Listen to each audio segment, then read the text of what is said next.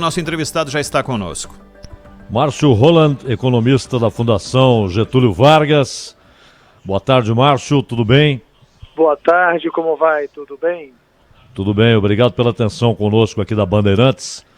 Bom, hoje houve uma reunião lá no Palácio do Planalto, o presidente da República, com alguns ministros e também com os líderes do governo no Congresso.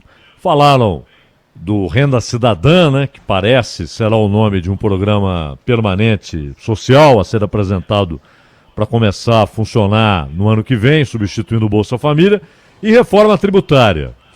E apesar aí de algumas negativas, né, parece claro que o governo vai tentar mesmo emplacar aquilo que vem sendo chamado de nova CPMF. Então queria começar essa nossa conversa sabendo qual é a sua opinião a respeito da eventual formulação aí de um novo imposto sobre transações financeiras parecido com a CPMF que tivemos por alguns anos, Márcio. Então, na verdade é uma equação que está bem difícil de ser resolvida, né? De um lado nós temos aí o auxílio emergencial que está vencendo no final do ano, houve uma alteração para pagamentos de R$300 por mês, e janeiro não temos solução para isso, mas continuaremos tendo um grupo bem relevante de brasileiros vulneráveis, sem emprego, sem renda, bem acima do público Bolsa Família. O governo corre para tentar resolver esse problema, né? Como dar andamento ao auxílio emergencial, mas de forma mais estruturada e mais permanente, uma vez que o Brasil, de fato, tem tido esse problema, que mesmo com o Bolsa Família, nós ainda temos um grande hiato de cobertura, que chama, ou seja, um grande número de famílias, especialmente de crianças, continua muito vulnerável, com muita insegurança, inclusive alimentar até hoje, né? Então seria um programa que ele ocuparia aí o espaço do Bolsa Família e seria mais estendido. Fala-se em praticamente dobrar o orçamento do Bolsa Família, que está hoje em torno de 34 bilhões, iria para algo perto de 60 bilhões. O problema é como arrumar dinheiro para isso, né? E aí surgem as alternativas, né? Uma das alternativas colocadas é que esse recurso viria, na verdade, de recurso ligado a pagamento de precatórios e recursos do Fundeb, aquele Fundo de Desenvolvimento Educacional. Ou seja, tirar de um bolso e passar para outro bolso, né? E essa equação não está resolvida, não está clara. A outra ideia que se coloca é a de lançar uma nova CPMF, um novo imposto sobre transações financeiras, que lembra muito a CPMF, né? Neste caso, seria uma alíquota menor do que a última alíquota da CPMF. Quando a CPMF foi extinta em dezembro de 2007, ela foi extinta a uma alíquota de 0,38%.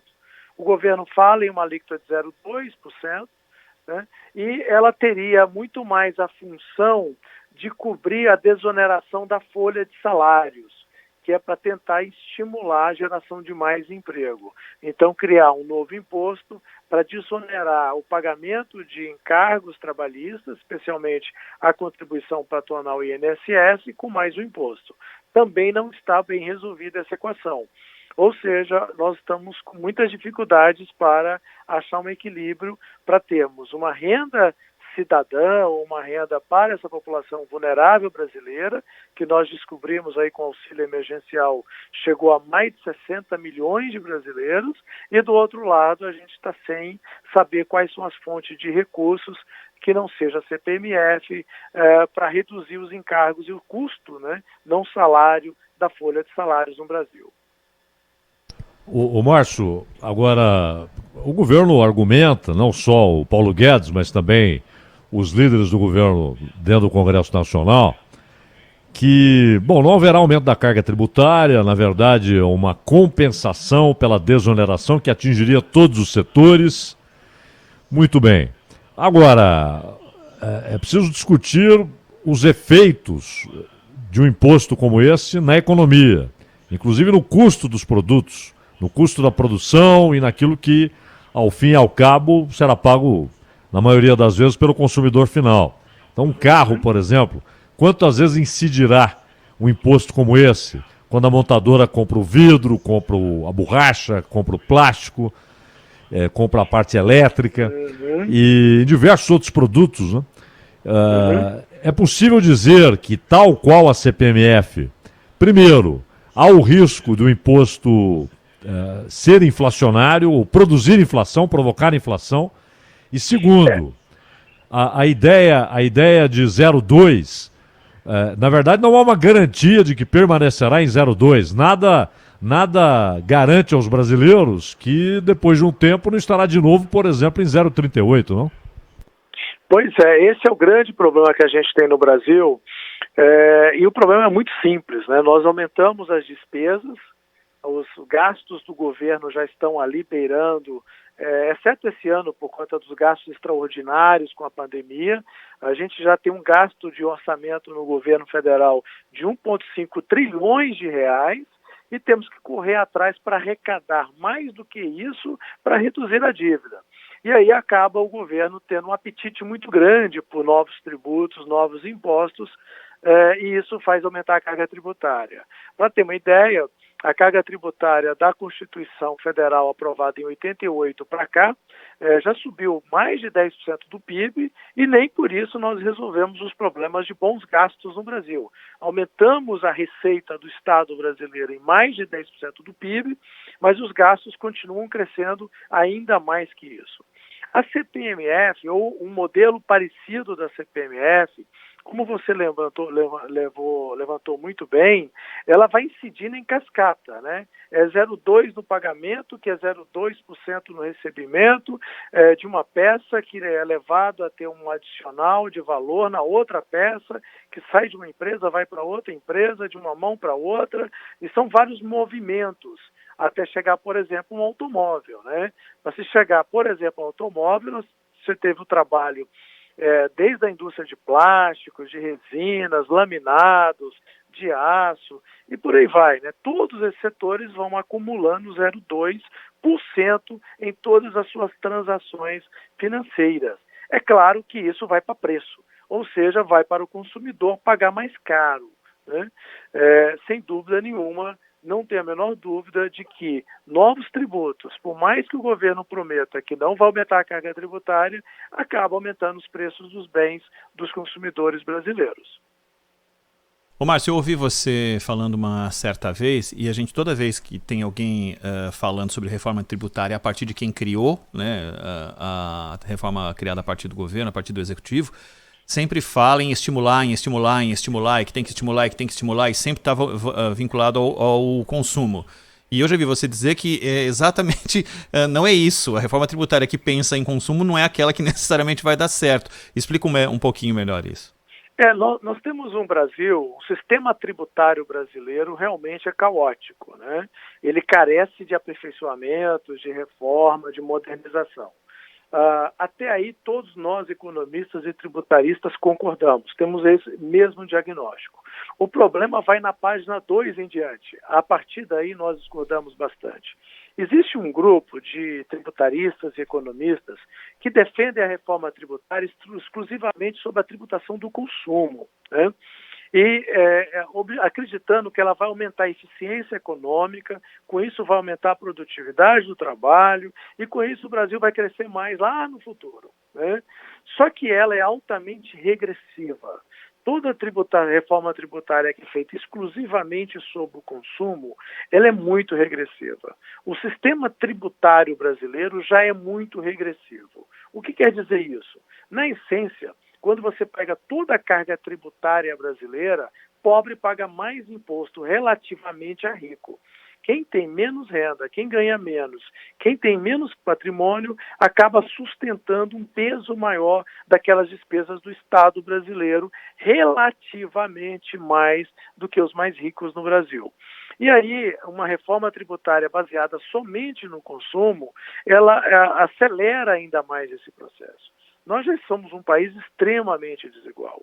Só para ter uma ideia, de 108 países pesquisados no mundo pelo Índice de Desigualdade de Renda, chamado Índice de Gini, tá? O Brasil é o 18º país mais desigual do planeta.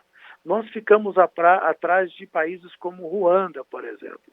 Traduzindo, o Brasil precisa fazer uma reforma tributária que aumente a eficiência econômica, que atraia investimentos, que aumente o apetite dos investidores para planejar inovações, novos investimentos, empregar mais e, ao mesmo tempo, que distribua a carga tributária um pouco mais, digamos, no peso dos mais ricos, tendo capacidade de pagar mais.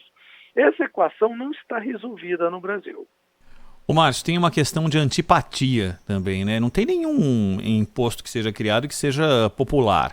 Mas quando mexe com coisas que já há muito tempo você não tem nenhum tipo de impacto, como por exemplo, depois do surgimento do dinheiro de plástico e as pessoas não querem manusear mais o papel moeda, isso se tornou algo que faz parte da vida de qualquer pessoa. Você para numa barraca de frutas e você não leva dinheiro, você paga com o cartão. No farol, as pessoas já apresentam maquininha de cartão. E ainda há muitas questões a serem explicadas do que é o imposto que mexe com operações digitais. Se, por exemplo, sacar no banco é uma operação digital ou não. Se uma transferência é uma operação digital ou não. Ou se uma compra online, essa sim é uma operação digital.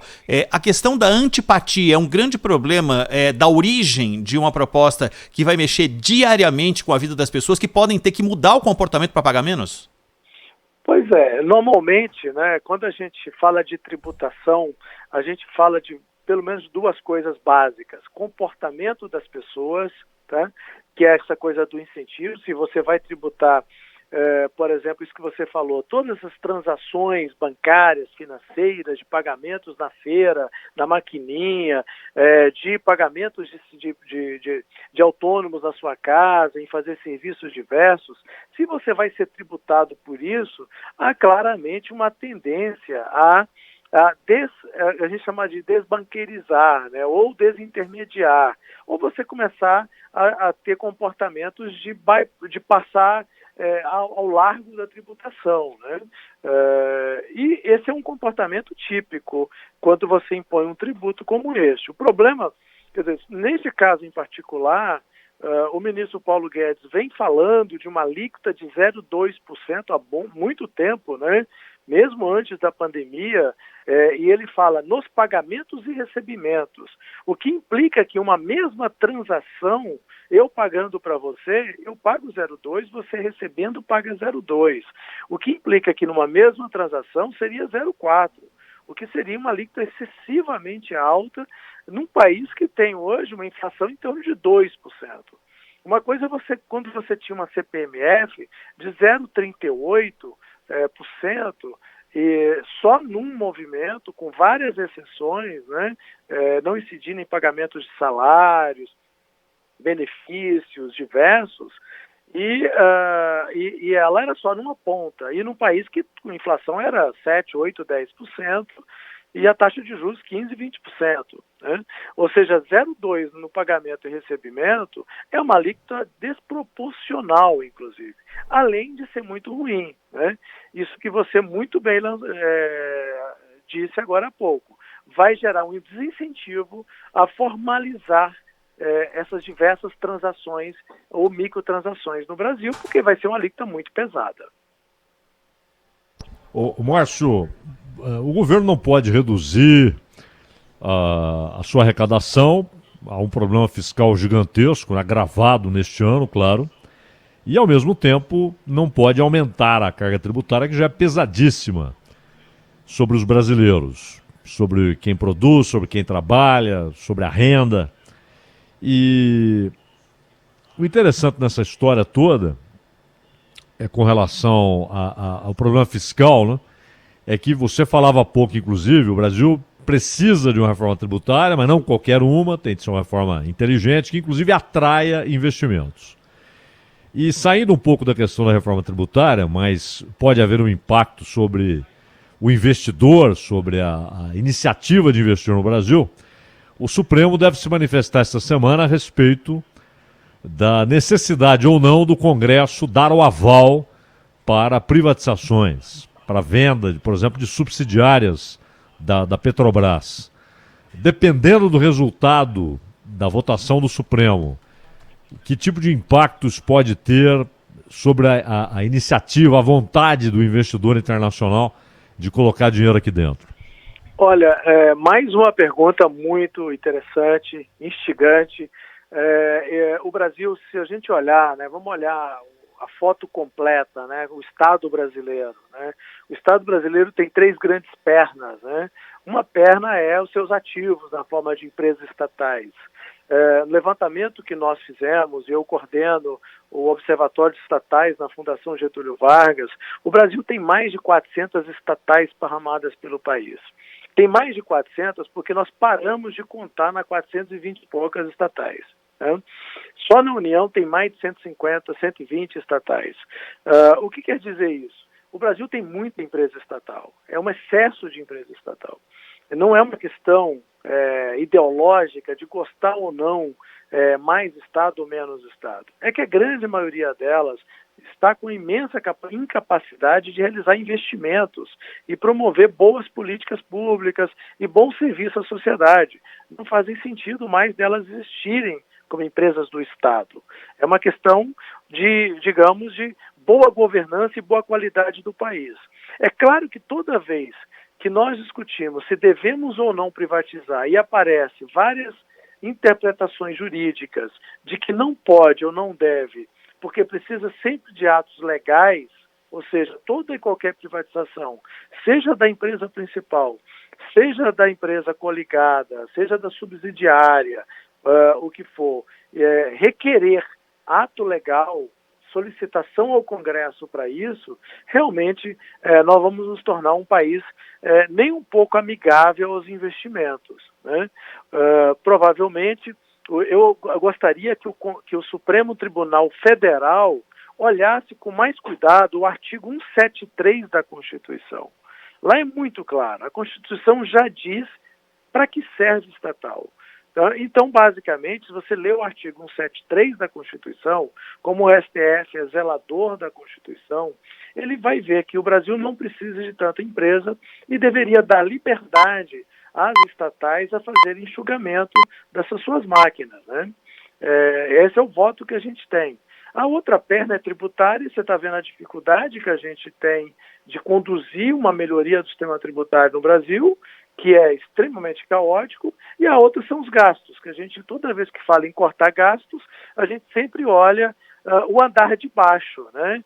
O andar de cima não aparece. Vide reforma administrativa que deixou de fora militares, o poder judiciário, o poder legislativo. Então, infelizmente, esses caminhos que nós estamos adotando para as reformas no Brasil não estão me parecendo os melhores caminhos. Podemos até piorar se aprovarmos esses conjuntos de medidas. Márcio Holland, economista da Fundação Getúlio Vargas. Márcio, muitíssimo obrigado aí pela atenção conosco com a Rádio Bandeirantes. Até uma próxima oportunidade. Foi um prazer, muito obrigado a todos vocês. Valeu. Até logo. Até mais.